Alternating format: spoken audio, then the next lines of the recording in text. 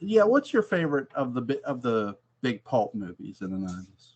I like I like The Shadow a lot. Because of that Taylor Dane song. No, not that. I like Jonathan Winters. Yeah. And The Rings. Remember The Rings? And it's a funny movie.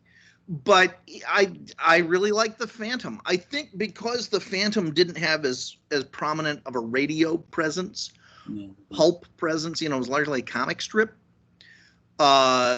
There's less cultural memory to judge it against, of course, if they had made it just a few years earlier, having an elderly, morbidly obese, wheelchair-bound Orson Welles return as the Shadow would have really been a special thing, but we didn't do that. Yeah. I like The Phantom. And Patrick McGowan. Yeah. As his dad. Isn't that great? It is. I think with my biggest issue with The Phantom, Treat Williams as your villain. I mean, I love Treat Williams. I love him. Now them's fighting words. He's great. He's a great actor, but you see, I had just seen him play a good guy, and it's just like it was a tough sell for me. Hold on, say something bad about Treat Williams. What? Are you done? Okay. I think he's very funny in this movie. He talks about, you represent the old school, the peg leg Pete's and scallywags, and I'm of the new school. Yeah, the skulls of Tuganda. The way his eyes roll around.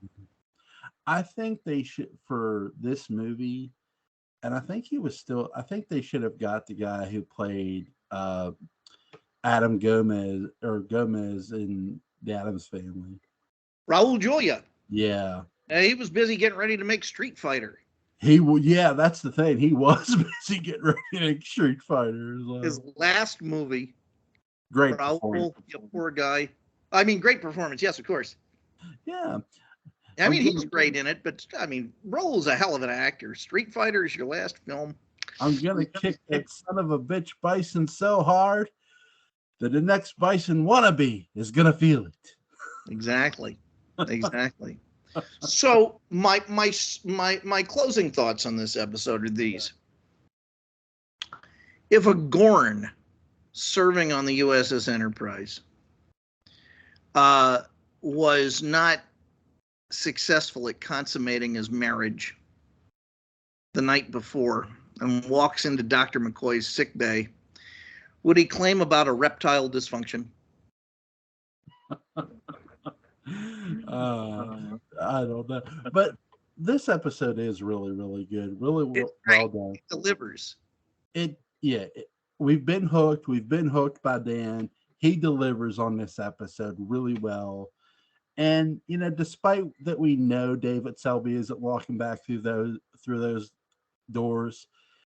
The fact that they keep his character alive, and you could sort of sense Selby's presence even though he's not there, is just so good. That's what Vader said when he walked in. I sense a presence I have not felt since that appendectomy.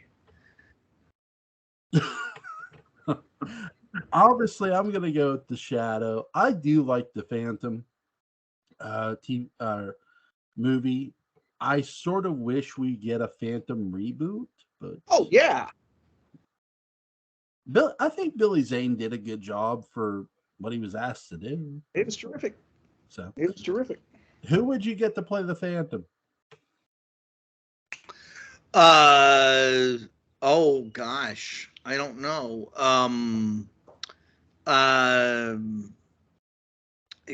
Who would I get to play the Phantom? At this point, I don't really know of any actors under the age of, whatever. I was gonna. It's not gonna be Armie Hammer. No. That's a guy you don't want to have over for dinner. You'll be dinner. But Henry Cavill, sure, why not? He's always around. Yeah, I mean, because it's DC has dicked him over enough. Why not? Digital mustache. I'll tell you, I'll give you my a good name, which would be Dean from Supernatural, the guy who played Dean. Sure, why not? I think you're going to say Dean Cain. He's no, a little... no, Dean Cain's old. What about Walter the Refrigerator Perry? Is he still around? I don't think so. He passed on. What about Mike Tyson? Mike Tyson's still around. Get Mike Tyson to play the Phantom. I'll bite your ear. Patrick McCray and saying, you're really my son, huh? That's a weird one. Yes, phenotypes, crazy stuff. Oh my god! See, now that's the thing too. Like, it's who are you getting to play the Phantom's dad? Because Patrick McGoon was. I can tell you who you get. Billy Zane. Yeah, Billy Zane. You get Billy Zane to play the Phantom's dad. Makes sense. Some continuity. Why not?